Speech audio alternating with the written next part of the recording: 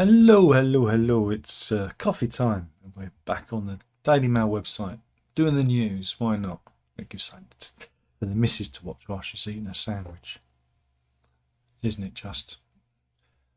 Are we doing that thing where you're not. Hold it. Let me just adjust this stupid lens. That's better. Supposed autofocus doesn't work. So where are we? Oh, tree news.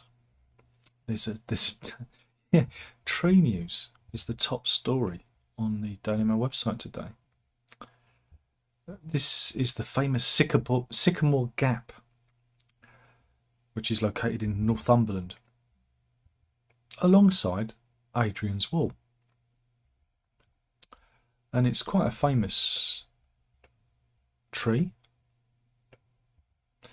Here's a very picturesque image of said tree, and it was featured in the movie Robin Hood, Prince of Thieves, back in the day, with Kevin Costner. Do you remember when Kevin Costner was Robin Hood?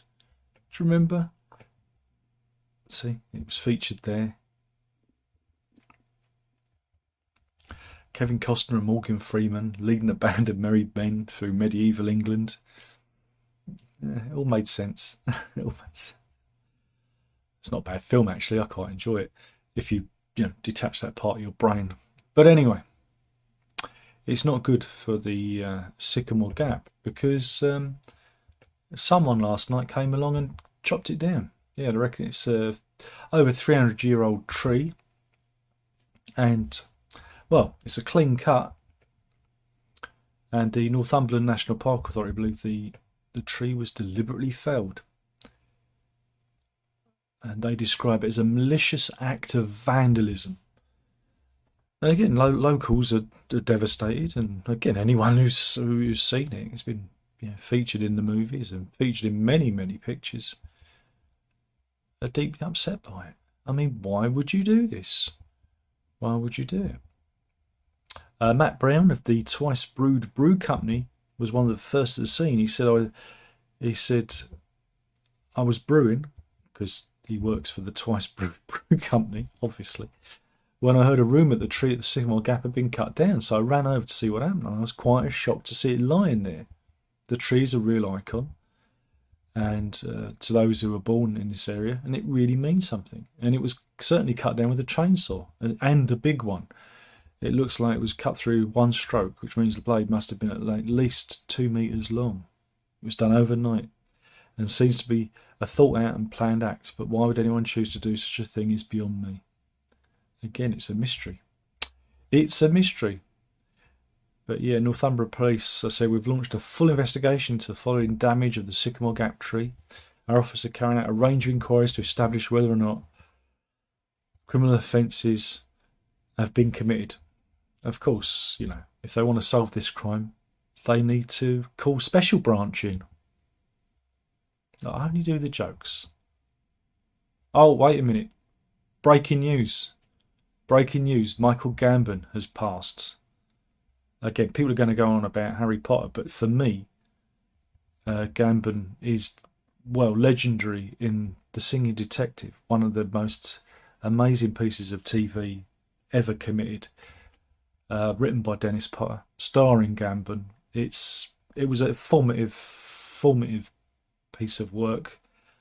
How sad. It's just broken. Apparently, just passed away. And there we go. So,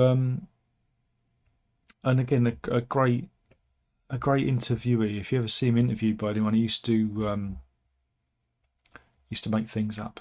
A bit belligerent in that respect, but yeah, he died following a bout of pneumonia in hospital.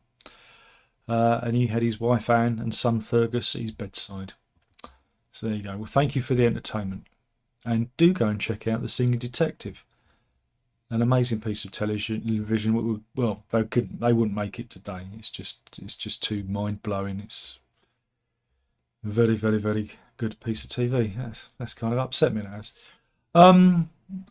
Meanwhile, a follow-up to the island drugs cartel thing. Do you remember there was we did this story about them intercepting a massive tanker full of drugs. Yeah, commandos raided the cargo ship in the Irish Sea, right? And they reckon it was used to smuggle 430 million pounds worth of cocaine across the Atlantic.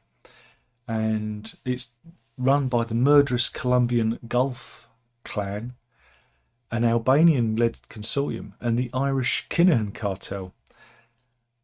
And this is the 630-foot MV Matthew, which here's some pictures of them boarding it by helicopter. God, it's dramatic stuff.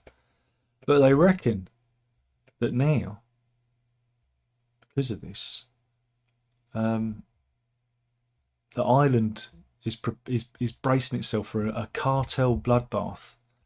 Yeah, they reckon it could be a full-blown drugs war. They reckon as many as 20 European gangs are thought to be involved in the smuggling operation, which was masterminded from Dubai. A joint task force busted the smuggling racket on Tuesday with a daring special forces raid. I mean, it's amazing stuff. And yeah, we've got some video of them raiding the ship via helicopter.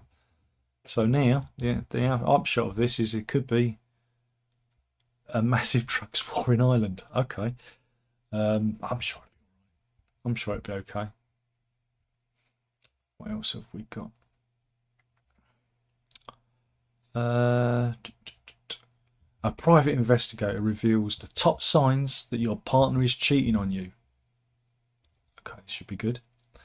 This is Charlotte Notley from Norwich. Okay, I'm not saying anything about Norfolk. I'm going to be good. But she advises people to keep tabs on their other half. Bit stalky, bit coercive. She recommends everything from checking browser, sat-nav destinations to surprising your partner at work. She says she shares tips on how to spot a cheater, telling people to trust their gut if they're suspicious about a partner.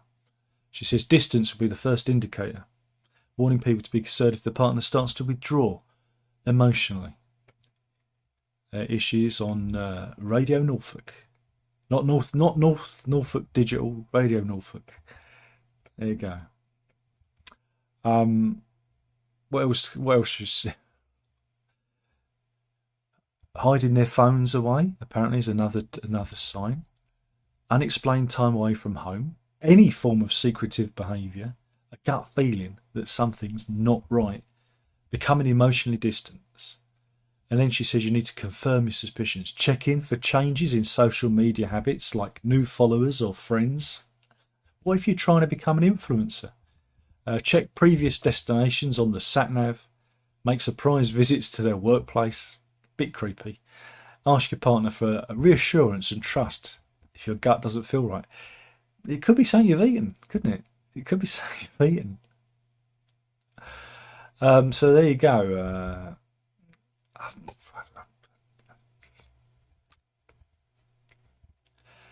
I mean, you've got to remember, it's her bread and butter, so she wants everyone to split up so she can investigate them.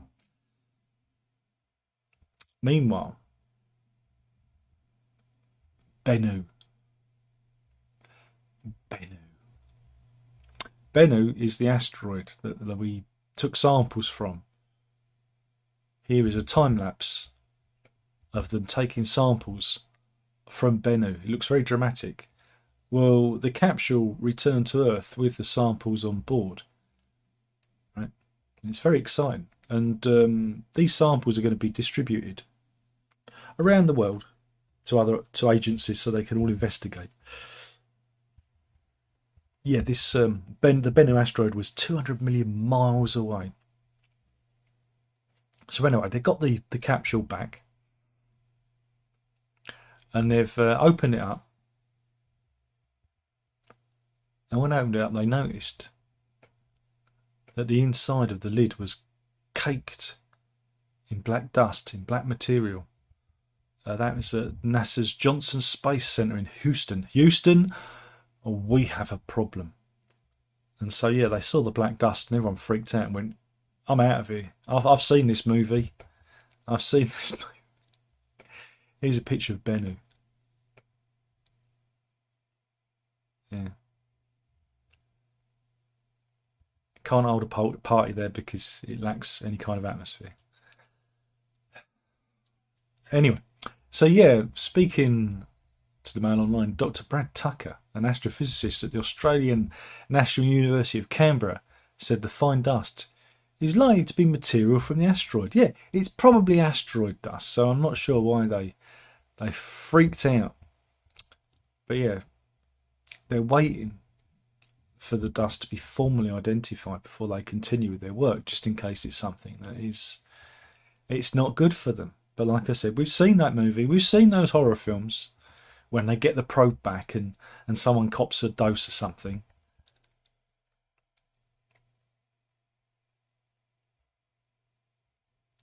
But yeah, the precious cargo is an estimated 8.8 ounces or 250 grams of rocky material, only about half what you'd find in the average size box of cereal. But NASA believes that this space material will reveal many secrets about, well, the composition of the asteroid and, you know, what's out there in the cosmos.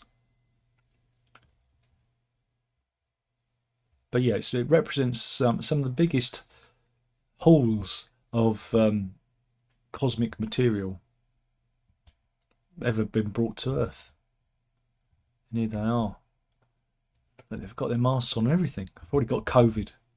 One's got COVID, so they'll have to wear a mask. So, exciting.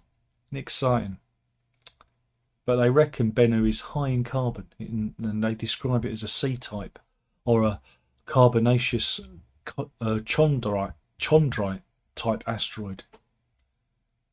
There you go. So who knows? But there's the capsule just landed there on Earth. God, it's exciting. But who knows what the black dust is? Nobody knows. I'm going to skip those.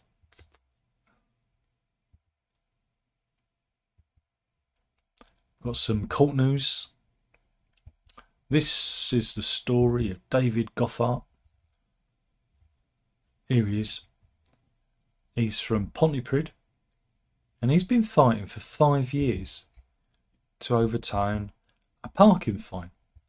He got hit with a £160 fine from New Generation Parking, and he asked them for evidence because they accused him of parking his vehicle on a double yellow line at Tesco Express in Newport and Wales back in January 2018. But he heard nothing back, and then completely forgot about it when a £160 fine landed on his doorstep from lawyers representing the company. Right? But rather than, paying the bill, he decided to sue the firm for £1,000 and took to the Pontypridd County Court, claiming that he'd been harassed, been caused unnecessary stress, and pursued without evidence. Because again, they've got to usually, take a picture of you, committing the crime. The judge sided with Mr. Goffart, and though he did not win the full amount, he ordered New Generation Parking Management to pay £200 in costs following the hearing on Friday, September the 5th. It's taken all this time to resolve it. But yeah, his lawyer, Susan Pryor, labelled the parking firm's conduct as unreasonable.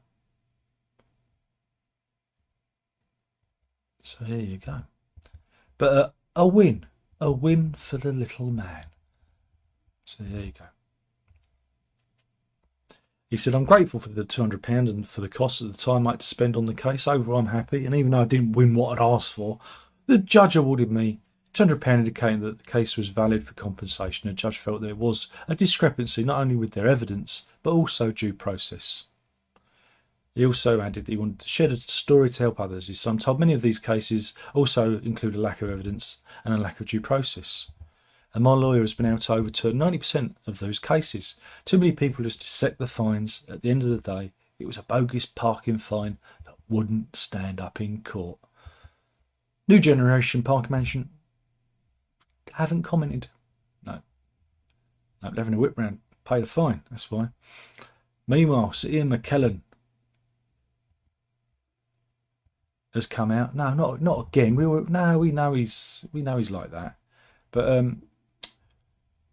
he's appearing in a play at the other palace in London at the moment, and he said that he finds that trigger warnings are ludicrous. Yeah, the 84-year-old actor has no truck with trigger warnings.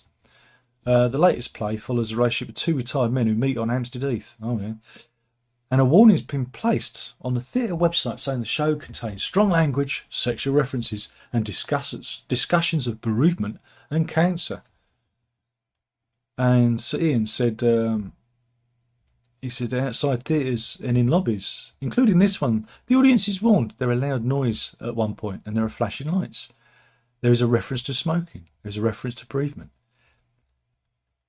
He said, I think this is ludicrous myself. Yes, absolutely. I quite like to be surprised by loud noises and outrageous behaviour on stage. And yeah, again, I mean, yeah, the play's called Frank and Percy. And there you go. And sometimes it ruins the plot. It actually ruins the plot. Now, I can't remember one we was watching. We was watching one of the dramas on the streamers, and the episode came up, suicide warning. And you go, we know someone in the show is going to kill themselves, or at least attempt suicide, which, I don't know about you, could be a major plot point. But yeah, trigger warnings. What's the point of having any plot? There's no point, because very often serious events in stories are triggering. That's the point. Emotional response. That's the point of it. But yeah, Ian McKellen's having none of it because he's old and he's sensible. It's the death of art. That's what it is. It's the death of art. Post-cultural society. Indeed. What else have we got? Not a lot. Going on a lot about Lawrence Fox. There's a big Lawrence Fox spread because he was suspended, and so was Dan Wootton. Not doing that. Not doing that. There you go.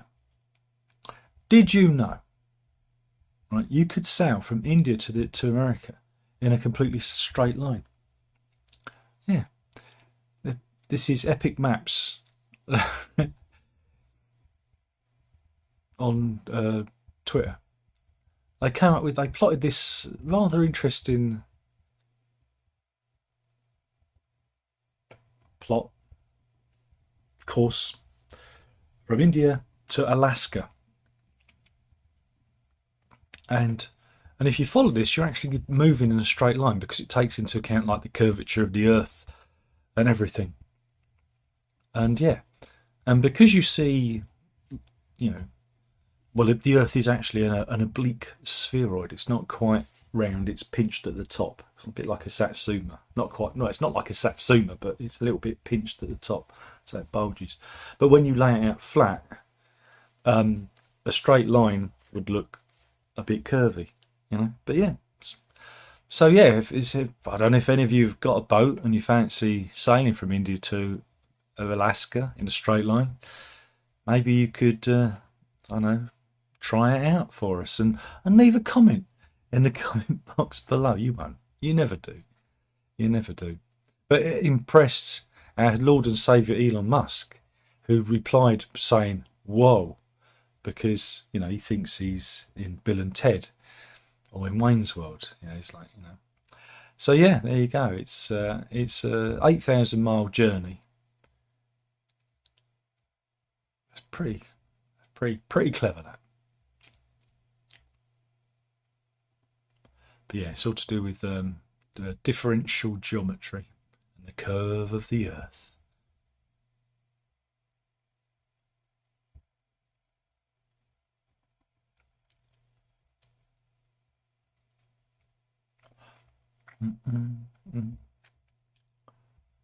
So if we got, meanwhile, the BBC is saying that its staff can be, well, they can express their opinions on social media without fear of retribution.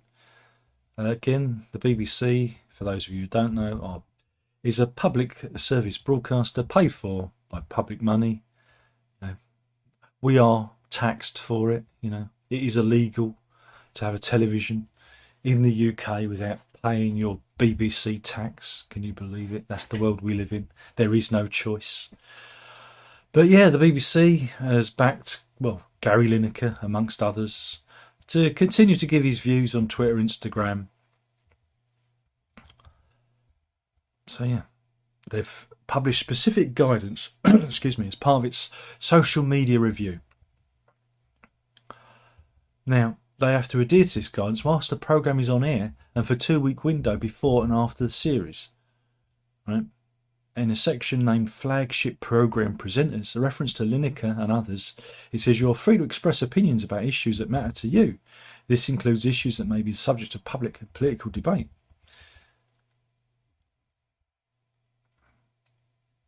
But, it's, again, the whole point of the BBC is it's meant to be impartial.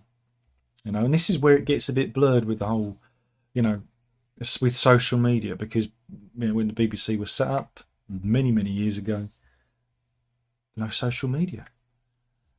And so the BBC is no longer impartial. So if the BBC is dropping impartiality, then really we need to, all together now, defund it. It needs to go private, and it needs to have adverts, and we don't need to be taxed for it. And more importantly, we don't have to put people in prison, for I don't know, hot wiring a signal, from an aerial or whatever.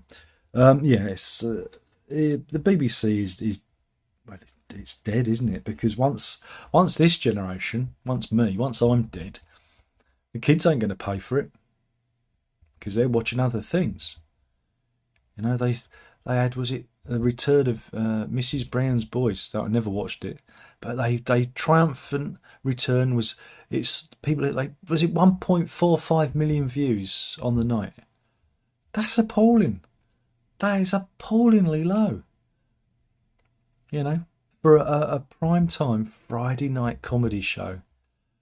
In the old days, you'd be looking at, well, in the really old days, you could get up to 18 million people viewing.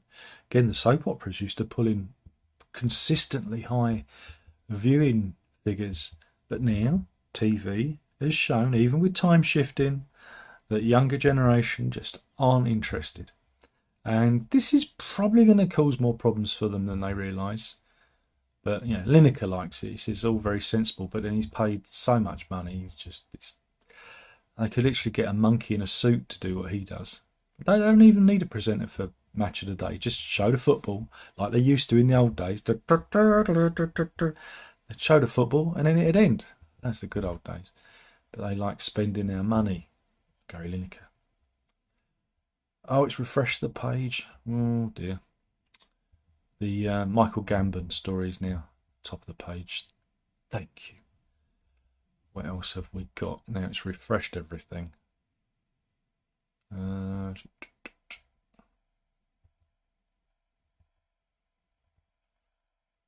Pretty miserable. Pretty miserable. Okay. Stupid research news. What your Zoom background says about you, according to scientists. Okay. Who remembers Zoom? Yeah. Do you remember Zoom during COVID? Do you remember lockdown? Who remembers the lockdown? The glorious lockdown. Oh, I miss those days. But apparently, a new study reveals how your Zoom background can influence the first impression you make. Yes, researchers from Durham University say that people who sit in front of houseplants or bookcases are deemed most trustworthy, whereas if you're sat in front of guitars and crap like I've got, they say wastrel, absolute wastrel. In contrast, people who use novelty backdrops such as beaches or animals are deemed the least competent, according to the study.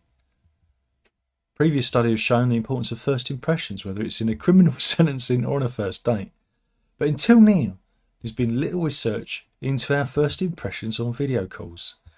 They should try chat roulette, shouldn't they? Should try chat roulette. They're not looking at the backgrounds then. Oh no. And they have some examples of people sitting in front of let's see, he serious, her serious, but he's got what the hell's that? It's a seal or sea lion. I'm not gonna like that. So scientists got paid. They got paid for this. But yeah. To investigate, researchers asked 167 adults to view images that appeared to have been captured during a video call, which I just showed you. Each image showed a face of a man or a woman with a neutral expression or smiling, and the background was either a living room, houseplants, bookcase, or a walrus on an iceberg. Participants were asked to rate how competent and trustworthy they perceived each face. The results revealed that the people sitting in front of the houseplant or bookcase were deemed the most trustworthy and competent, whereas the guy with the walrus, he got the sack. I'm joking. Dr. Paddy Ross, who led the research, says this shows how our Zoom backgrounds can affect the first impressions we make. If you want to come across as trustworthy and competent, there's some backgrounds you should use and some you should definitely avoid. He got paid for this. He got paid for it. I don't know. They're on a right one now.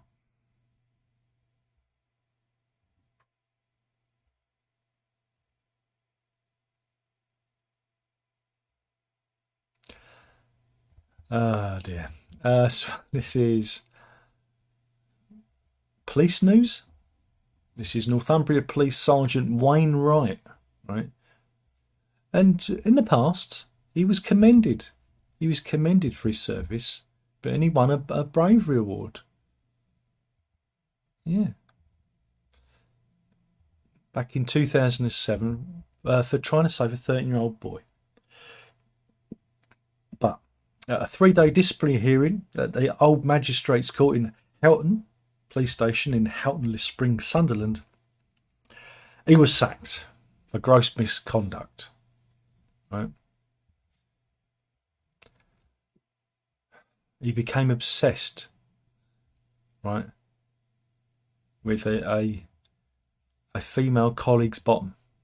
Yeah, and it says for 2 years. He became obsessed with her bottom for 2 years. That's what she claims, and it's left her. The experience has left her with post-traumatic stress disorder. She keeps saying, "Does my bum look big in this?" But yeah, apparently, he slapped the female colleague's bottom, made sex noises, and squirted hand sanitizer at her. Yeah.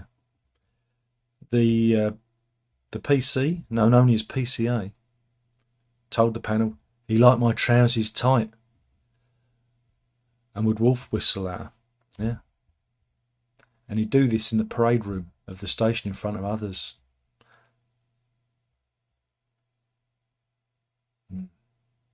Colleagues were left feeling humiliated, stupid, embarrassed within the misogynistic culture.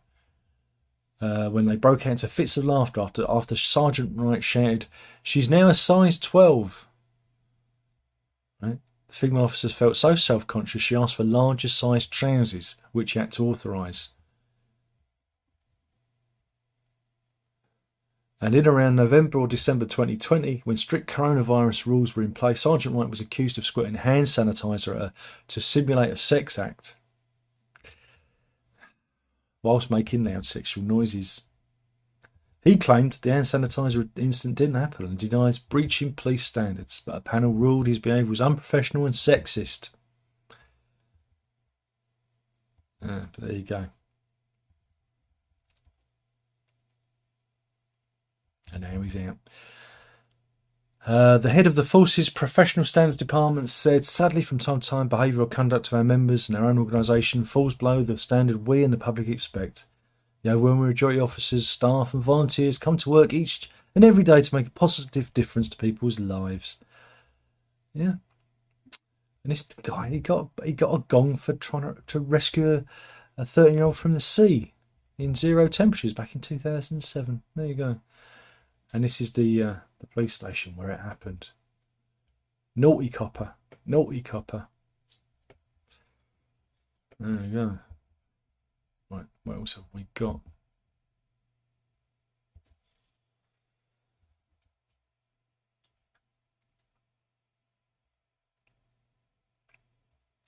I feel like I've done enough. But a neuroscientist has shared a trick to boost your chances of a successful date. Is it the SIND technique? Anyone been watching Always Sunny in Philadelphia? There's a good one in it where they cheat at chess using a vibrating anal bead, which made us laugh a great deal, didn't it, Mrs.? She's nodding her head. But yeah, Dr. Tara Swart, a senior lecturer of behavioural science at Massachusetts Institute of Technology, that's MIT to those in the know, has revealed, right, how you can make a lasting connection with a potential lover. Are you ready? What you do is you look into their left eye. Like that. So can you feel the bond? Oh yeah. Speaking on the Diary of a CEO podcast, she told host Steve Bartlett, most people are right-handed, so they'll be holding a baby in their left arm, so they use their dominant hand to do stuff. So you've gone on a date with someone with a baby? I don't know about that. That means when you gaze at your baby, your right eye is looking at the left, and that their interaction from the optic nerve is going around the brain. It's impacting the amygdala, where the emotions come from. It's creating an emotional resonance loop, and that's part of how mother and babies bond. And she added, so the right eye to left eye contact is the most bonding eye contact you can have with someone. Right, so there you go. Or it could get really creepy. It's like, I keep staring at my eye. What's wrong with my eye? Why are they staring at my eye? I guess we'll never know. So if you're going on a date, stare intently. I'm sure it'll be fine. And there's still no animal stories. Very disappointed. Very disappointed in them. Just checking. Nope. There are no animal stories on there today, so I might have to go to the funny folder.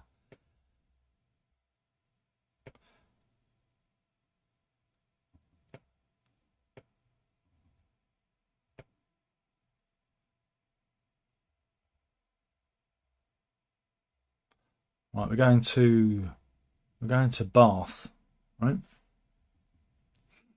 Yeah. And for this, we're going down market. We're going to Daily Star magazine because the Daily Mail's let me down. Right. You might not want to go to Bath. Why is that? Because seagulls are just causing havoc in the picturesque British city. Right. Psycho seagulls are causing sleep deprivation to fed up residents and even stealing ducklings. One local, going under the name of Gavin, has spoke to the Daily Star saying that the winged menaces are showing increasingly aggressive behaviour in the picturesque city, and they wake him up at 3 a.m. and stop him from getting back to sleep. He said it's been impossible to escape sleep deprivation. I had a sandwich snatched out of my hand, drawing blood. I've been hit on the head by a gull whilst walking. And I've witnessed a gull take ducklings out of the canal. This is just one man saying this. One man, there's no picture of him.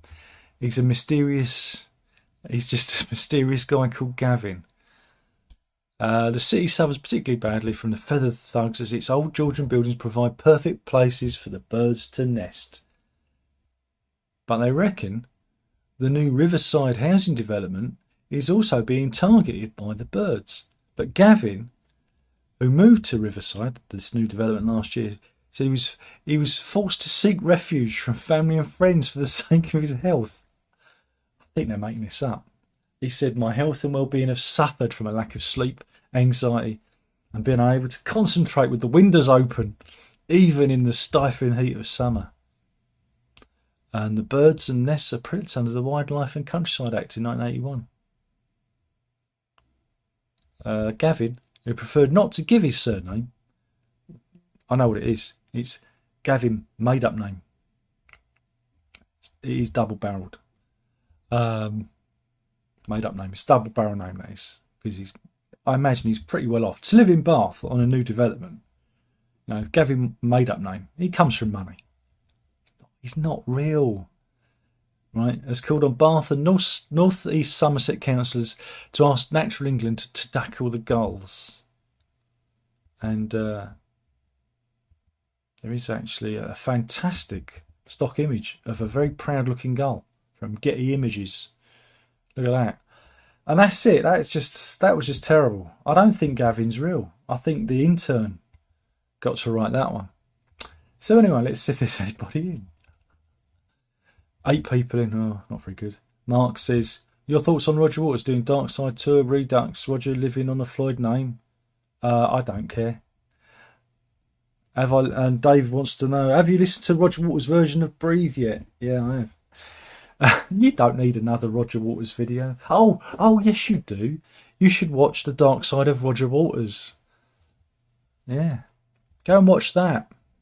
It's very good. In fact, the Daily Mail have got him on the front page today, on the website. But I didn't bother covering it. Anyway, thank you for watching. That was the news. Killing the channel, one video at a time. You know you've got to drink it out. Ta-ta.